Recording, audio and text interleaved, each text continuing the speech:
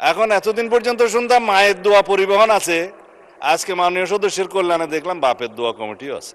Cricket control board কিভাবে আসলো মাননীয় স্পিকার? বাংলাদেশ ক্রিকেট কন্ট্রোল বোর্ডের ইন্টারিম গভর্নমেন্টের সময় তৎকালীন ক্রীড়া উপদেষ্টা ক্ষমতার প্রয়োগ করে সারা বাংলাদেশে জেলা কমিটিগুলোকে প্রভাবিত করে সেভাবে নিয়ে আসে। বাংলাদেশে যেগুলো রেজিস্টার্ড ক্লাব ছিল তাদের কাউন্সিলরদেরকে, হ্যাঁ, তাদেরকে প্রভাবিত করে সরকারি ক্ষমতা প্রয়োগ করে এবং হাইকোর্টে যে রিটটা দাখিল করা হয়েছিল সেটা হার্ড না করে পেন্ডিং রেখে, এখনো still it is pending with the chamber court I think, করে সর্বোচ্চ ক্ষমতা প্রয়োগ করে একতরফাভাবে ক্রিকেট বোর্ডের একটা বোর্ডিং করা। তার প্রেক্ষিতে বর্তমান গণতান্ত্রিক সরকার মাননীয় ক্রীড়ামন্ত্রীর নেতৃত্বে তিনি একটা ইনকোয়ারি বোর্ড করে দিলেন কি কি অনিয়ম হয়েছে না হয়েছে ফাইন্ড আউট করার জন্য। সেই তদন্ত কমিটি রিপোর্ট প্রদান করার পরে তারা ডিক্লেয়ার করলো এখানে যথেষ্ট অনিয়ম হয়েছে, আরো অনেক কথা আমি বলতে পারতাম, বলছি না। তারপরে সেটা ডিজলভ হয়েছে, ডিজলভ হওয়ার পরে একটা ক্রিকেট কন্ট্রোল বোর্ড হয়েছে, আহ্বায়ক কমিটি হয়েছে, অ্যাডক কমিটি। কাকে দিয়ে হয়েছে? এই দেশের কৃতি ক্রিকেটার, বাংলাদেশে সবচেয়ে পরিচিত, সারা বিশ্বে পরিচিত তামিম ইকবালকে দিয়ে। মাননীয় স্পিকার, আমি জানি আপনার সময় নষ্ট করছি, কিন্তু ফর রেকর্ড আপনি জুলাই অভ্যুত্থান সুরক্ষা এটার উপর বলেন। ক্রিকেট কন্ট্রোল ক্রিকেট বোর্ডের অ্যাডক কমিটিটা করা হয়েছে। আমরা এখানে কোনো বাপের দোয়া মায়ের দোয়া করি না। এখন এতদিন পর্যন্ত শুনতাম মায়ের দোয়া পরিবহন আছে, আজকে মাননীয় সদস্যের কল্যাণে দেখলাম বাপের দোয়া কমিটিও আছে। যাই হোক, মানবাধিকার কমিশন নিয়ে উনি কথা বলেছেন, এটা বলতে হয়, জাতির কাছে কিন্তু ভুল রিপোর্ট যাচ্ছে মাননীয় স্পিকার। হ্যাঁ, 3 মাসের ভিতরে ক্রিকেট কন্ট্রোল বোর্ড ইলেকশন দেবে তারা বিধি মোতাবেক। মানবাধিকার কমিশন মাননীয় স্পিকার, গুম কমিশন এবং আইসিটি অ্যাক্ট, 3টার মধ্যে ওভারল্যাপিং আছে।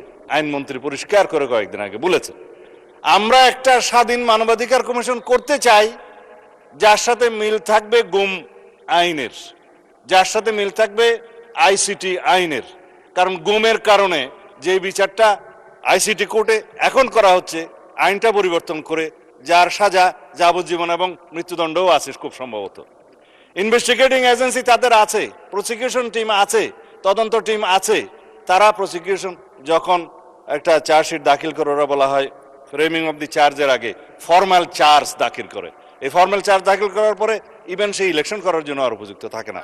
এই শক্তিশালী আইনটার সাথে ম্যাচিং না করে আরো কম সাজার বিধান করে একটা টেম্পোরারি তদন্ত করার একটা দায়িত্ব মানবাধিকার কমিশনকে দিয়ে 1-1.5 বছর সময় বিনষ্ট হবে।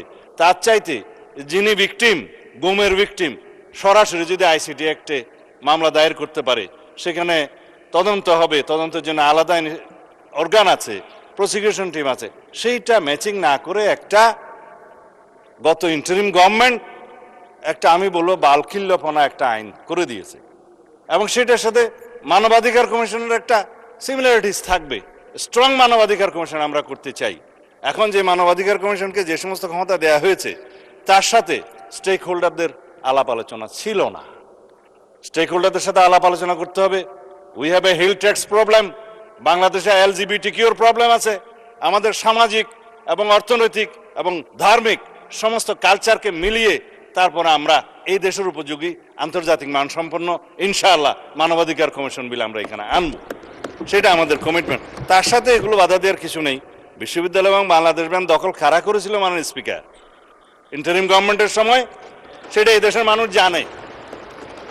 বাংলাদেশ ব্যাংক কাদের নেতৃত্বে কিভাবে বাংলাদেশের অর্থনৈতিক নৈরাজ্য সৃষ্টি করেছে।